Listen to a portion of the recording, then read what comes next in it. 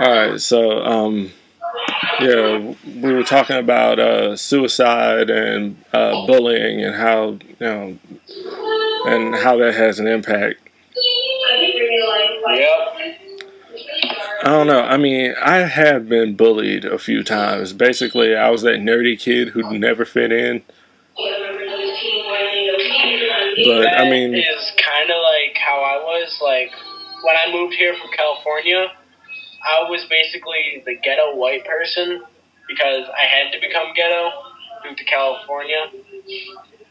And people, like, messed with me because they called me a wannabe and all that kind of shit.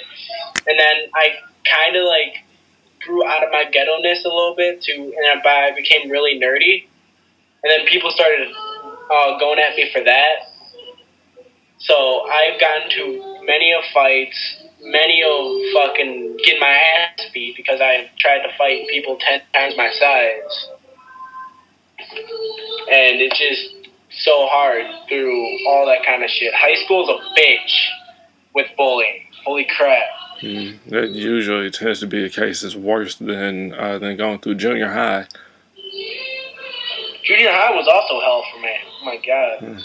Yeah, I got into it. I finally started getting into fights. I actually lost one of those fights. I'm not going to say how because we're recording now, but damn it, I was embarrassed. And people were shocked when they found out, oh my God, Van got into a fight?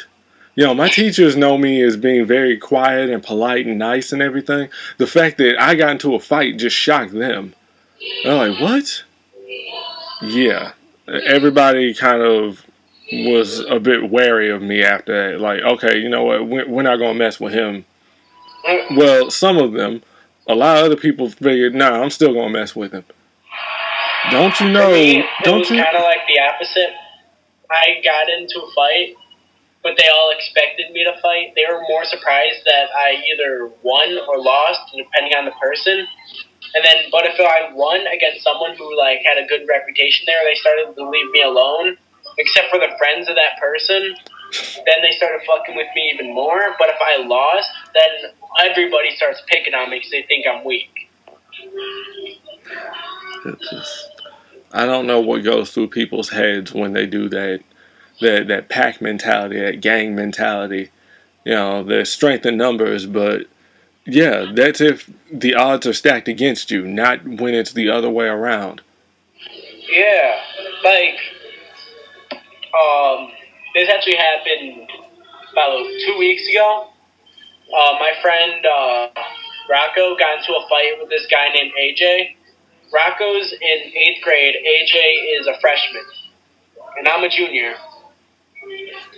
And freaking Rocco was trying to make peace with him, so to shake his hand. AJ was going to shake his hand, but then punched him right in the face. So he really took like a cheap shot at him. And then the next day, I walk up to AJ. AJ got ready to fight me. He threw one punch. I flipped him over and broke his nose. And then everyone's like hating on me because I beat up a kid younger than me that beat the shit out of my best friend. Did no one see that he was getting ready to make the first move? Guess not. They always pick on an older person because they think that they're bullying the other person. See, that's the thing. Younger people actually think that they can run their mouths and get away with shit now. I don't like it, no. It pisses me off just because I'm standing up for my best friend who basically got his ass kicked by someone who took a cheap shot. So I fought the guy, kicked his ass, and now I'm getting hate for it. That's all right. When that guy screws up and digs his own grave, you know, his own metaphorical grave, boom, there you go. You know, people won't give you any grief for that. And the thing is, people are going at me for bullying when ever since I moved to Illinois, I was the one being bullied. So people thinking that it's a role, like people thinking that I'm actually bullying people is completely false. I hate bullying. I despise bullying completely. So when people accuse me of it, it pisses me off because I don't want to be one of those people. Yeah, it's too much. I don't like being violent, but Um, even though I come from a bad past, I absolutely hate fighting. Like, I'll fight if I really have to. Like, if there is no other choice, then I will fight. But if there is a choice, I will find the safest way out without throwing a punch. Hmm. People call me a pussy for that. I call myself smart. Well, nowadays it is very, very smart to try and avoid a fight now because nobody fights anymore. Somebody always has to pull out a gun. What kind of pussy ass move is that? Oh my god, that reminded me of this one fight I got into about a year ago. Like, this guy was picking on a bunch of my friends and everything, so I stood up to him like, alright, you're picking on my friends, let's go. He's like, alright, pulls out a 9mm, points at me. I'm like, alright. I fucking break his elbow, take the gun, and fucking pistol whip him, and then take out the mag and give him the gun back. Well, that was a straight out of an action movie right there. And then he comes back next week with a bunch of his friends and jump me. Some people don't learn. Some people never learn. I got my ass jumped. I have a metal knee and I have half a metal shoulder because of all the shit I've gone through. Damn, man.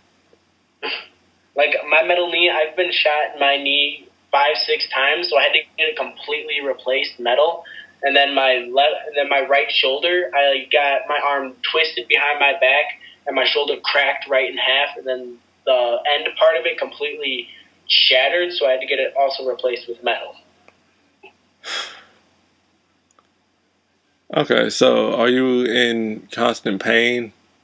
Oh, very much. Like, I'm in sports, so if I run too much, like, sometimes my knee comes out of place, and it causes me so much pain because it's stretching the muscles around it. Mm-hmm.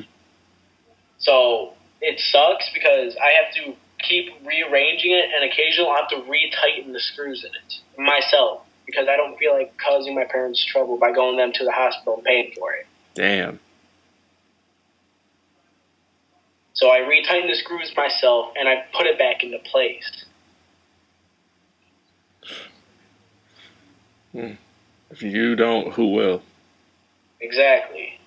I've had to learn to fend for myself, and that's what I've been doing. Been doing it for 17 years. I'm probably going to keep going. And that's what makes you stronger for it. Now, what I don't understand is just why people, like, cause fights. What's the use of fighting? I really do not see the use of getting into a fight over stupid shit. well, some people have this stupid thing going on in their head where they have shit from something else completely unrelated, and they feel like they need to actually take it out on somebody who is perceived to be weaker than them. You know, they know that, this person isn't going to do nothing. This person's easy. I can take him. You know, and that's what they do. Just because they need something to do to make them feel better. Rather than actually go and take care of the problem at its source. It's easier to run from your problems than to actually face them head on. Mm-hmm.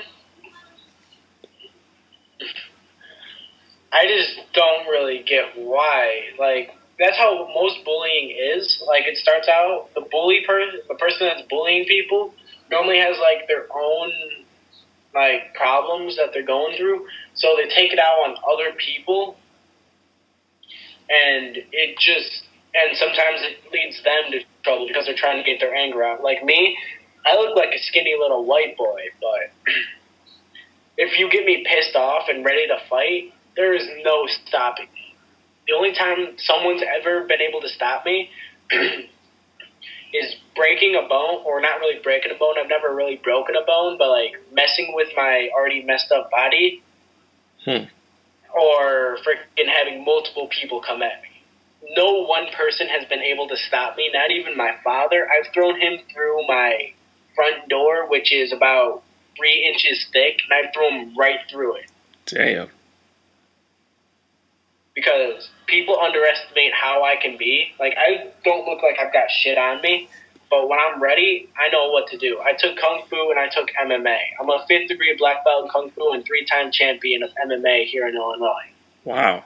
No one can fuck with me, really. Huh. See, this is what TV tropes calls beware the nice ones. Oh, yes. I mean, for most people's philosophy is, I hate you until you give me a reason not to. Mine is, I'll respect you until you give me a reason not to. Same here. Like, I don't care what you've done in the past. As long as you treat me well, I don't care. And if you treat my friends well, I don't care. But once you start slipping up, then I start hating you. Like, I use the word hate out of context so much that people think I hate a lot of things. No, I don't hate anything unless they give me a reason to hate them.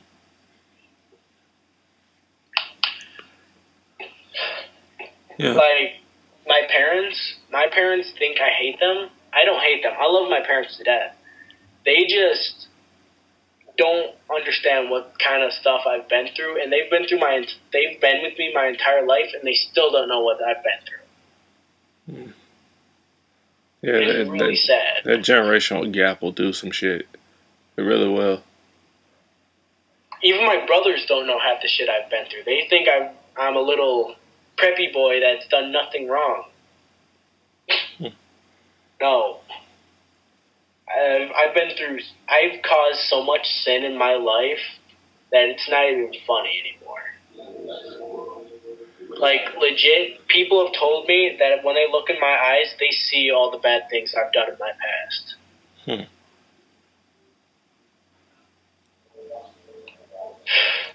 Kind of makes me feel bad that I've actually done it, but I've had to do it to live.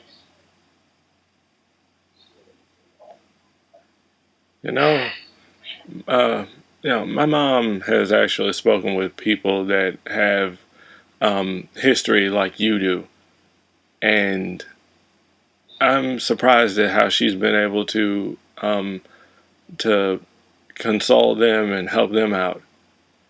I don't think that I've ever actually spoken with someone within my age group that actually has gone through stuff like that before until I met you.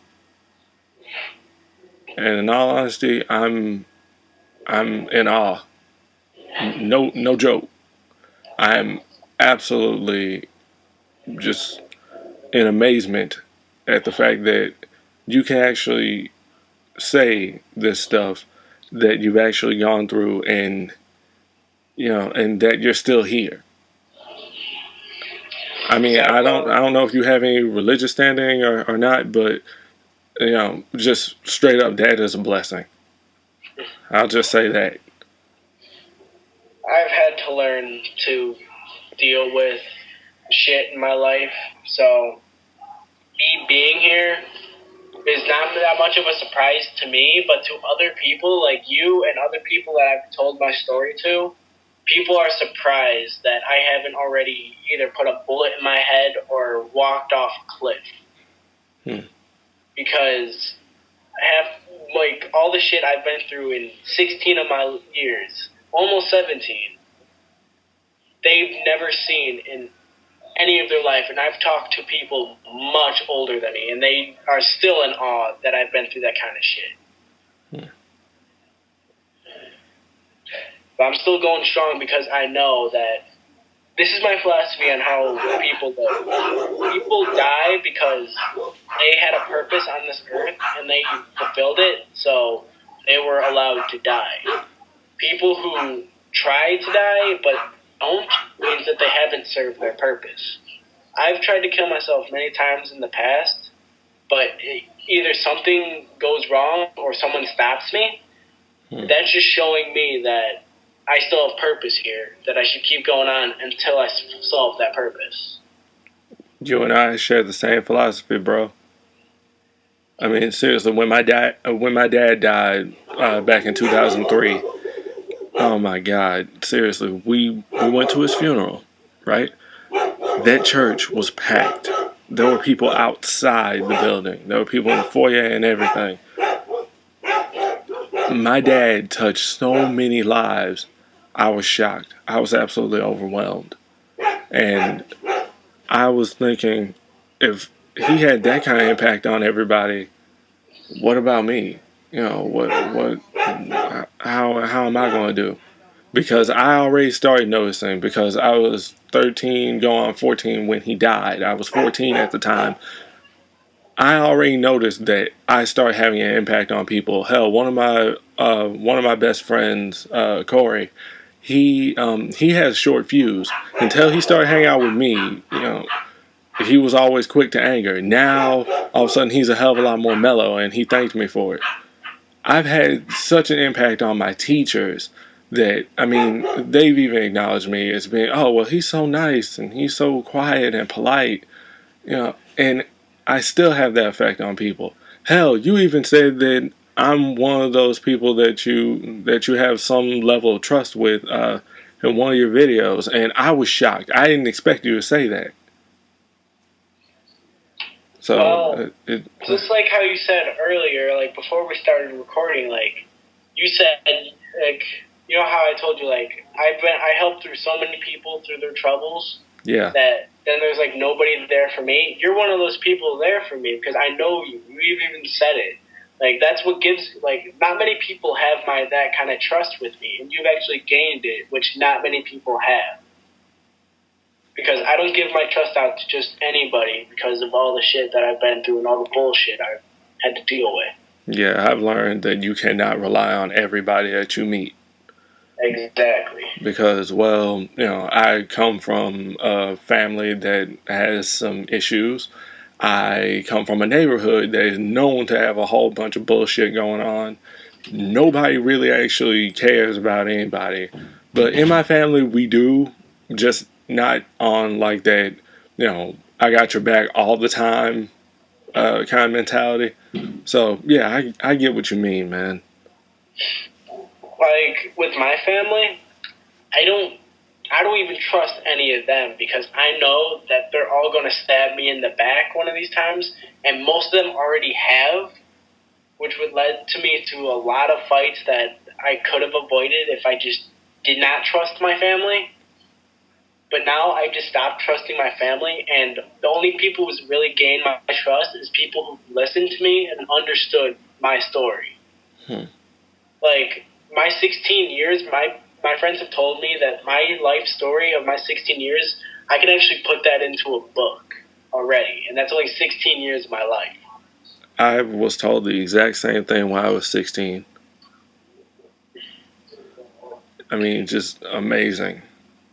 Because I was getting ready to tell you that maybe that is your purpose, to tell your story and influence other people and inspire them to actually not think that it's the end, to not think that it's over just because of some minor inconvenience.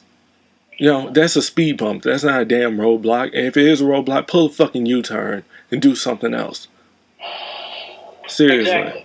I mean, we already brought it up before we started recording, but I'm going to say it again. And, it's something that you brought up. These people killing themselves over the most menial shit. It's not even necessary. It's completely worthless. And it's a waste of life. Granted, I'm one of those people that now, thanks to having seen so much stupidity, believes in selective breeding. But, quite frankly, there's no reason for you to kill yourself because,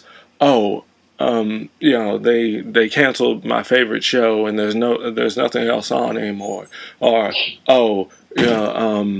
my parents divorced. Just no. There's no reason for that. And it's a freaking permanent solution to a temporary problem.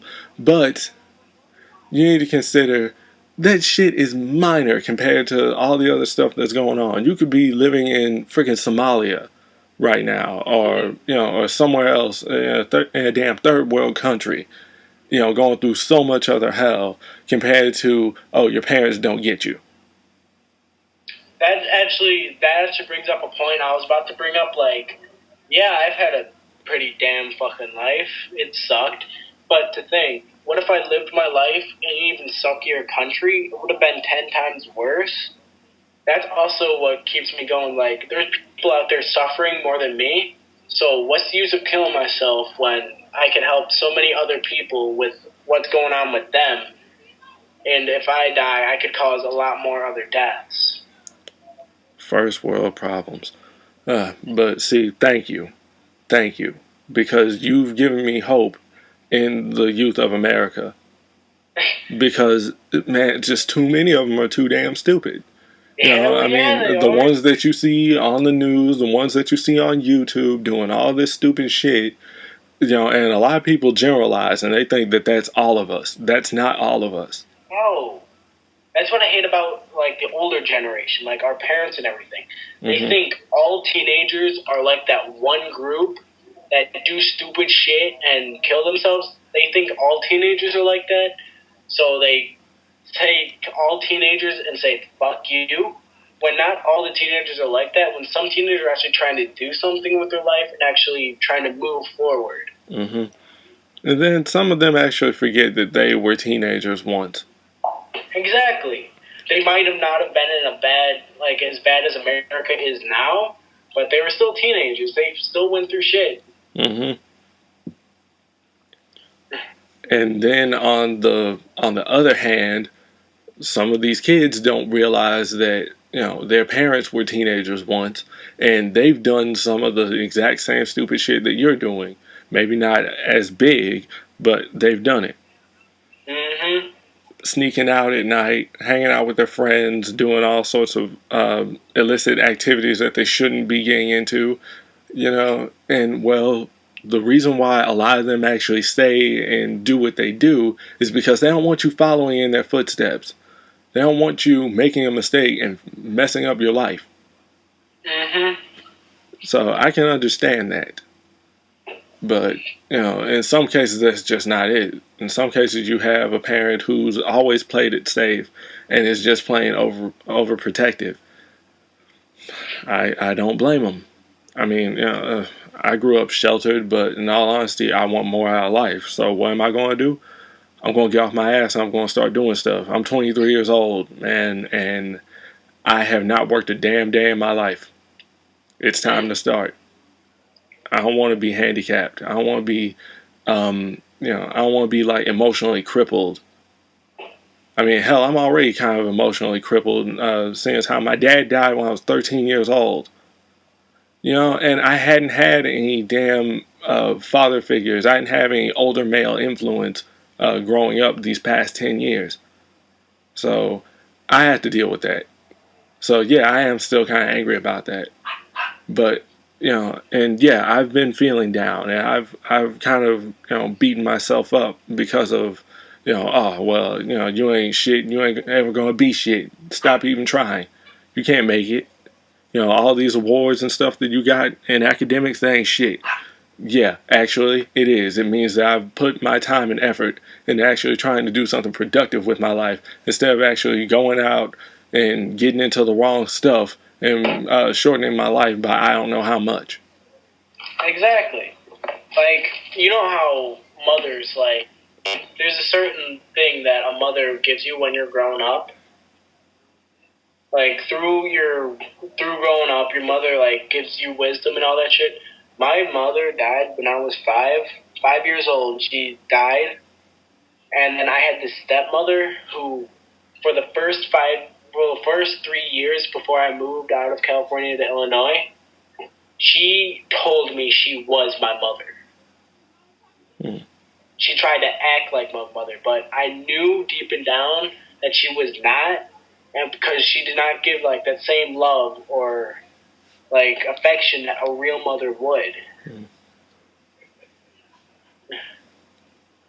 So it just threw off my entire childhood. I don't even have a fucking childhood. My childhood was fighting, stealing, and trying to stay alive. That was my childhood.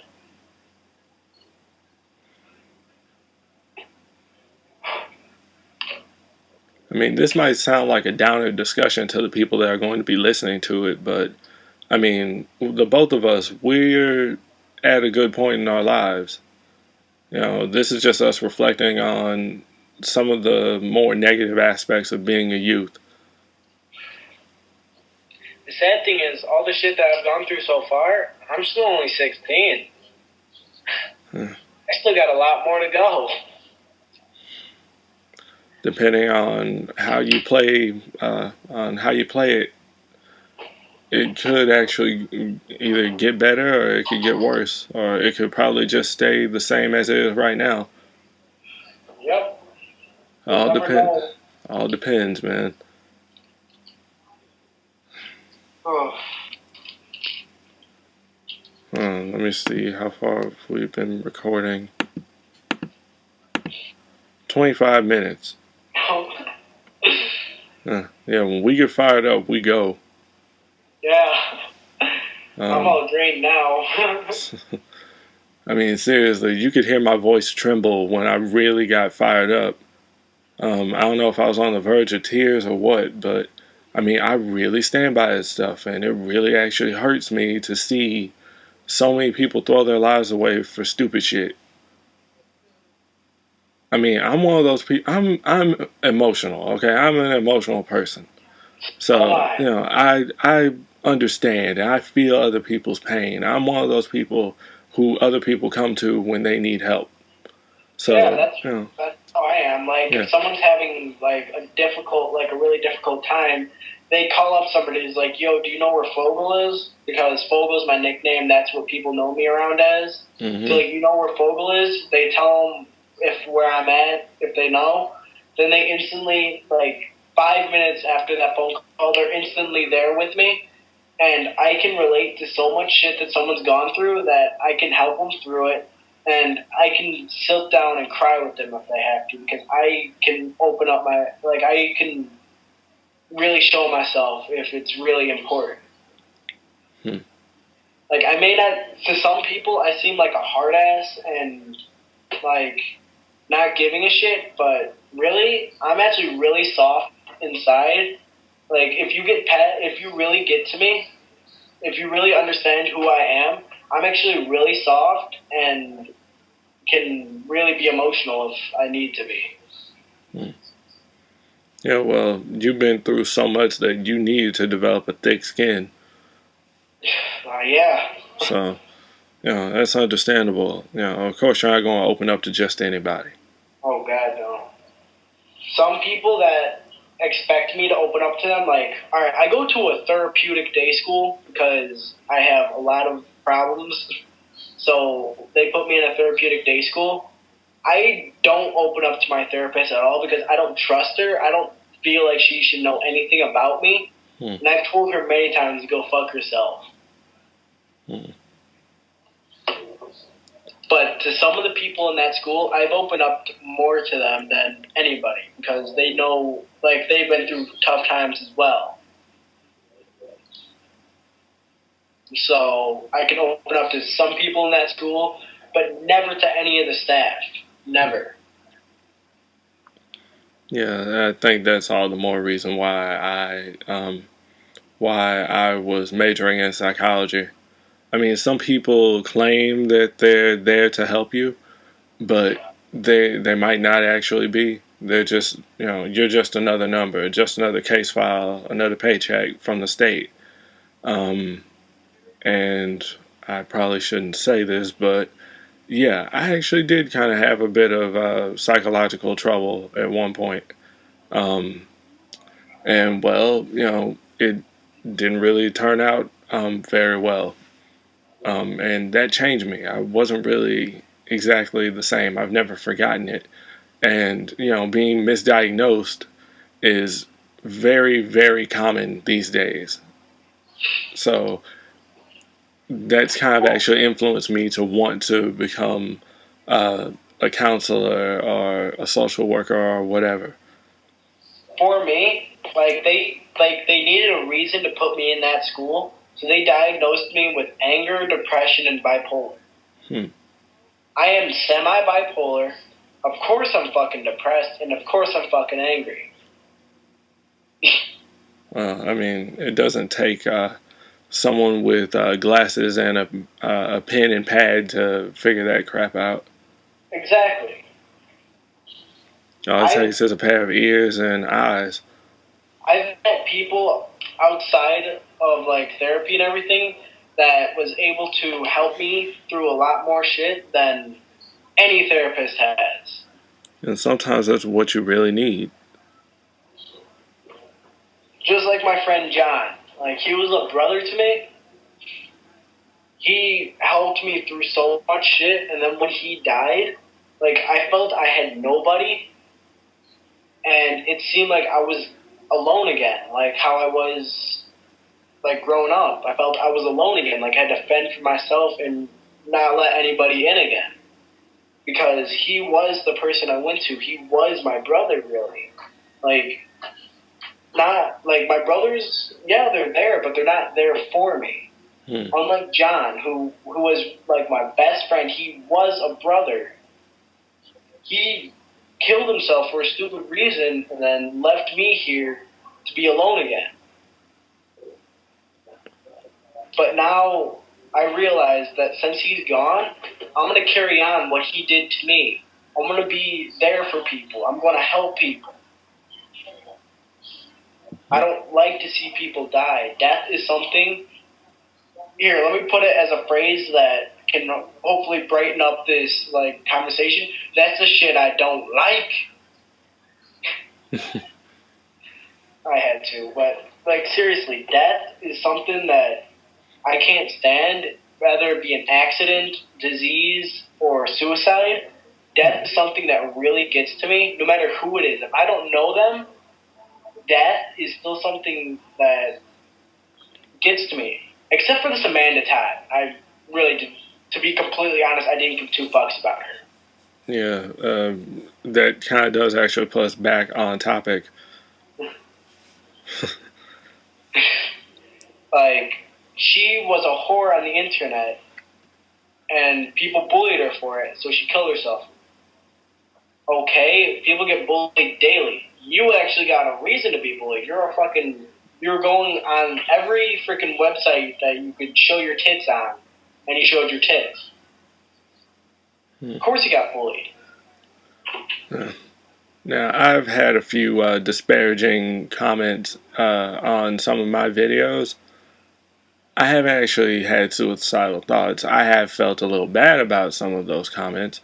Other times, I'd look at that comment, and, well, I'd think about that person, and utterly, I might laugh at your dumb ass. This is why I don't mark comments as spam and I don't remove comments. I leave that shit on there so other people can read it and see just what kind of a dumbass you are. Yeah, definitely makes sense. There's a couple comments that I have deleted because they've done some, like, it's not really, like, bad, but, like, some shit that I really do not want to see in the comments of my videos. That's the only time I've really deleted a comment. But if someone's hating on me, go right ahead. It's YouTube. You can say whatever you want on the internet. And quite frankly, YouTube is not known as the intellectual center of the internet. Exactly. It's full of the dumbasses of the internet. If you want to go to smart people on the internet, you go to Twitter. I've seen some real philosophical stuff on Twitter, so yeah, there's some truth to that. Actually, it is. Like, I went on Twitter looking at different people's pages. There's actually some pretty good shit on there. So, I guess on that note, we'll actually end this video. Sounds good to me.